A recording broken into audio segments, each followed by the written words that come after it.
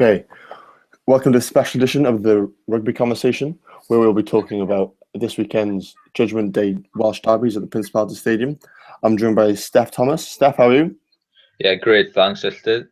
Good to hear. Right, so what we'll be going through today is a quick reflection on the Dragons Challenge Cup semi-final defeat at the hands of Jake White's Montpellier. Then we'll focus in on the Judgement Day 4, where 62,000 tickets have already been sold. We'll focus on both matches, and then we'll finish off with a nice roundup. So, Steff, looking back at the Dragons' second European semi-final in 2 years, do you think what is it about the Dragons that they can't do? They just can't seem to get that win in Europe away, like in the semi-final. Why do you think that was this weekend? Well, I think that the answer is quite simple. I think they came out up against a side that was superior in resources, superior in players, superior in physicality. So it was no shame in losing to a Montpellier side with that amount of riches in their squad. They got one of the greatest coaches of the modern era in Jake White. You look at their squad, you look at people like Pierre Spies, Francois Stein, the Duplessis brothers, the Dragons, apart from Faletau and potentially Amos and Morgan, they haven't got players of that calibre. So I think, they went down there, they gave it a good crack, and, I think they did themselves proud, but ultimately I think it was always going to be a step too far in Montpellier. I think it was quite inevitable that a Montpellier try was going to come from a set piece, and then when the Duplessis went over from a rolling maul. But I do think when Angus O'Brien came on with a few minutes to go, he added a bit of energy to the game, which I think, if you're going away to a French team, the Ospreys have shown this season, where as a Welsh region where our packs aren't the biggest, and they're not going to be able to go front up to especially Montpellier. But as the Ospreys did away in Clermont and away in Bordeaux, that just have to run them around the park, just have a go, run. And I don't think the Dragons did enough of that because of there was a lack of creativity at fly half with Dorian Jones, where maybe Angus O'Brien could have been a better option, Yeah, I agree with that. I think when the Dragons started moving the ball around, they caused some problems. Montpellier aren't a side. They aren't a particularly attractive side to watch. They're like South Africa used to be under White. They get the scoreboard ticking over. They play the corners. They'd win the physical battle first before going wide. So the Dragons were never going to win an arm wrestle against them, were they? And I think they were destroyed in the scrums, and that was the difference at the end of the day. But I think when they started to move the ball, give it a bit of width, they look quite a well coached side, and they caused them some problems. So yeah, I think O'Brien probably would have been a better option at 10 than Dorian Jones.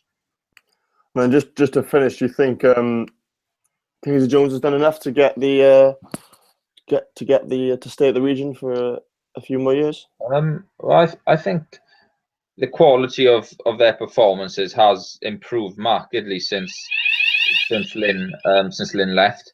I think not just the Gloucester victory. I think even when they against the Blues a couple of weeks back, the scoreline flattered Cardiff a little bit. I think the Dragons are well in that game, and they look a better, well-oiled side and a happier side really under Kingsley. But I don't think you can make a decision based on a couple of games.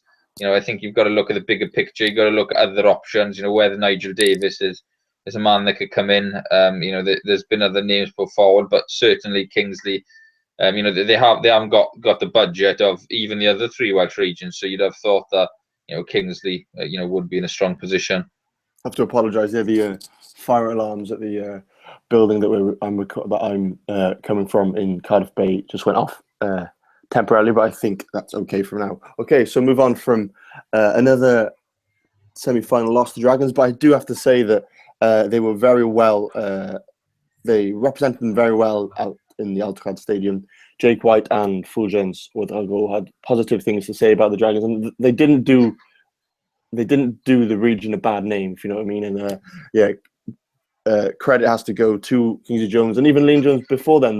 There's something happening with the Dragons where in Europe they seem to turn it on, and I think there is credit given where credit due. Well done to Dragons for getting to a semi-final, and maybe next year will be third time lucky. All right, we'll move on to Judgement Day. Judgement Day on the whole, Steff, there's 62,000 tickets have already been sold for the two fixtures at £10 each. Do you think it's yeah? What do you make? 62,000? Will the Welsh Rugby Union and the organisers and the people who wear suits at the Guinness Pro 12 offices in Dublin be happy with this attendance? I think they'd be thrilled. I mean, the 62,000 tickets been sold, and I think that attendance will almost certainly rise. I expect there'd probably be quite a big walk-up crowd as well, especially if the weather's nice. At the end of the day, they've priced it well. It's £10 a ticket. You can go to Cardiff with your mates, you can have a few pints. And for the players as well, a lot of players that haven't played Test rugby or might never play Test rugby, to play in front of 60 to 70,000 people, in derbies as well, with a lot to play for. We're getting to the business end of the season. I think it's a fantastic concept. This one that the Welsh Rugby Union and the regions have got right, and I think that there might be potential for another one as well, maybe twice a season. In a few years, maybe a curtain raiser like they have in England. So I think it's got a lot of potential. I think that there is some sort of excitement around it, and okay, I know I do feel it's a bit too late in the season, maybe, but I think it would be better served maybe earlier on in the season, maybe not around Christmas time, but February, January. One of those weekends where just straight after the Six Nations to build up the hype. But I don't know. That's just a little thing that you might want to add. I'd go for early in the season, mid-September, something like that, when the weather's a bit better, and even if it's the first weekend of the season, just to kick it all off.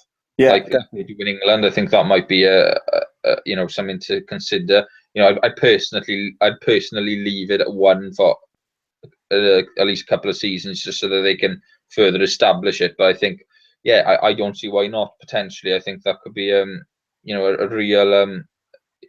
real good day out, and they could grow it even further. I think it's something they've got right. Moving on to the first fixture of Saturday afternoon is the Blues home in quotation marks fixture against the Ospreys. I read a stat from Ross Harris on Scrum 5, who said the Blues haven't beaten the Ospreys in 10 games since New Year's Eve 2010. Is that just the history of the Ospreys have just been the better team out of the two regions over the past, almost 6 years now? They've clearly been the better side. There's no doubt about that. They, by and large, they've been the best Welsh side since Welsh Rugby went regional. I think this one is finally poised, though. It's a very difficult one to call because the Ospreys, obviously, they've lost a lot of key games this season. They've got their tactics wrong, if you ask me. I think they've been out-muscled in too many games. But in other games, they've shown what they are capable of. Obviously, the World Cup didn't help them. But then again, nobody was affected more by the World Cup than Glasgow, and look at them at the moment. So I don't buy that excuse. But I think in terms of this game, the Ospreys losing to Scarlets was a hammer blow. They bounced back well against the Dragons, in all fairness to them. And Treviso aren't great. That was a gimme. So and then the Blues, they started the season awfully, as you'd expect, really. But Danny Wilson has slowly started to create that culture you want there. They look a very well coached side, and I think they've, the rugby they play is very positive, and that victory against the Scarlets a few weeks back was the culmination of a lot of hard work, and they lost a few games narrowly. So this game is going to be really, really tight. But I have a feeling that the Ospreys might just sneak this one. Yeah, so the Blues haven't lost in 3 games after a pretty awful start to the season. Do you think that's just been a case of Danny Wilson bedding in and slowly actually reaping the rewards of his hard graft? Yeah, he's slowly bedding in. I mean, he took over a region that was in turmoil. A lot of the players, left over from the previous regime, and still are, really. So next season the squad will be his, by and large. And I think it takes time to get your methods across. So I certainly think that Danny Wilson, I think he's proven as a coach. And you look. This is how good a coach Danny Wilson is. Tafao Felice has always been known no disrespect whatsoever, he's always been quite a weak scrummager. I don't think anybody disagree with that. Yet over the past few weeks, you come up against the Scarlets, right? Who have one of the better scrums in the Pro 12. You would have thought, with with the 2 props they got, and you'd have thought going into that game that they'd stuff the Blues in the scrum. But Felice was solid. They even had the shunt on a couple of times. Now Wilson was the same with the Scarlets. Phil John was not a great scrummager. He never has been. But Wilson made him look adequate as a scrummager. If you can make players that aren't particularly great look effective in areas where they traditionally have been, have had a weakness in, that for me is what a good coach is. And I think Wilson as well. He's not one of these director of rugby types that sits and stands, and he's not that type. He's always in a tracksuit. He's always on the field, showing them the nitty gritty. He's real hands on. I think that's what the Blues have needed really, and I think Wilson's as good a forwards coach as you find in the Northern Hemisphere. And the vast majority of people I've spoken to in the game, have that opinion as well. Yeah. Okay. All right. We'll move on to the second fixture. The Dragons against the Scarlets. Do you think the Dragons will have a Challenge Cup hangover going into this? I think they'll go there. They'll have a good crack at it. There's no doubt about that whatsoever. But I think it's remarkable what's happened to the Scarlets. I mean, it was at the game at the Liberty Stadium. I'm not saying that the performance was perfect, but that's a ground they traditionally, they've had a good few hidings in that ground, and there's a lot of demons hanging over them going there. But they bullied the Ospreys. They had a real edge about them. That the intensity of their play was very, very sharp. The Welsh players performed well, and you thought, I think most people thought when the Scarlets won at the Liberty, they thought the playoff, they're going to be in the playoffs now, and they beat the Blues. And I don't think anybody'd predict the sort of the way that the wheels have fallen off. Really, I think losing to the Blues. The Blues are absolutely magnificent. Let's take nothing away from them. But the Scarlets are equally as bad. They didn't deserve to have a losing bonus point. They were just, as I said, they were the intensity and the physicality and the edge they had against the Ospreys. A week later, they were as timid as mice. And I think against Glasgow, okay, there was a bug, and people have rubbish that, but that's going to take a lot out of you. So it might be a bit of an excuse there. But it's remarkable how their season's fallen off. But I think they've got to win this game. Top 6 they need to get first and foremost, and try and get back in the playoff race. I think Scott Williams is expected to be fit. Liam Williams will play as well, I'd have thought. So they'll have a fairly, apart from DTH Van der Merwe, but they'll have a very strong side, and I think the Scarlets will have a bit too much for them on Saturday. Okay. On the theme of foreign wingers, the Scarlets, since we spoke last, the Scarlets have announced the signing of Johnny McNicholl from the Crusaders. You wanted to talk about this for quite a few since it happened, really. What do you make of this, the signing of the Kiwi winger? I think I'm really excited, not just by this signing, but a couple of the other signings that the regions are making.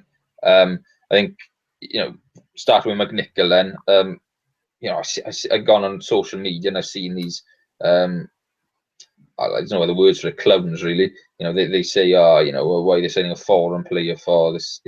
Why don't they give a chance to some young Welsh player?